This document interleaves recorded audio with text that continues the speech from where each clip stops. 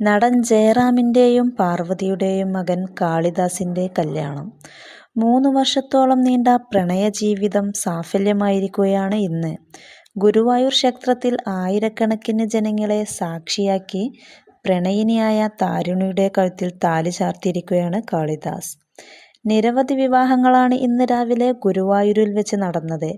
അക്കൂട്ടത്തിൽ ഒന്നായിരുന്നു കാളിദാസിൻ്റെയും. ഞായറാഴ്ച ആയതുകൊണ്ട് പതിവിലും അധികം തിരക്കുകളാണ് ഇന്ന് ക്ഷേത്രത്തിൽ അനുഭവപ്പെട്ടത്. നടനും എംപിയുമായ സുരേഷ് ഗോപിയും മകൾ ഭാഗ്യ സുരേഷും മേജർ രവിയുമെല്ലാം വിവാഹത്തിൽ പങ്കെടുക്കാൻ എത്തിയിരുന്നു.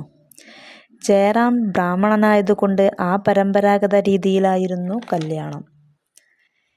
താലികെട്ടലോടുകൂടി പരിപാടികളെല്ലാം കഴിഞ്ഞെന്നും ഇനി ചെന്നൈയിൽ വെച്ച് റിസപ്ഷൻ നടക്കുമെന്നും ജയറാം പറഞ്ഞു.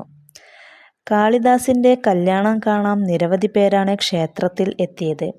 അവരുടെയെല്ലാം അനുഗ്രഹം എൻ്റെ മക്കൾക്ക് വേണമെന്നും 32 വർഷങ്ങൾക്ക് മുമ്പ് എൻ്റെയും പാർവതിയുടെയും കല്യാണം ഗുരുവായൂരിൽ വെച്ചാണ് നടന്നതെന്നും ജയറാം പറഞ്ഞു.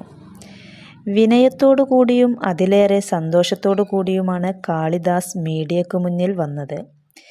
ഇന്ന് ഗുരുവായൂർ ക്ഷേത്രത്തിൽ തിരക്ക് കാരണം എന്തെങ്കിലും ബുദ്ധിമുട്ട് വന്നിട്ടുണ്ടെങ്കിൽ ക്ഷമിക്കണമെന്നും ഞാനൊരു പുതിയ ജീവിതത്തിലേക്ക് കടക്കുകയാണെന്നും നിങ്ങളുടെ എല്ലാവരുടെയും അനുഗ്രഹം എനിക്ക് വേണമെന്നും കാളിദാസ് പറഞ്ഞു.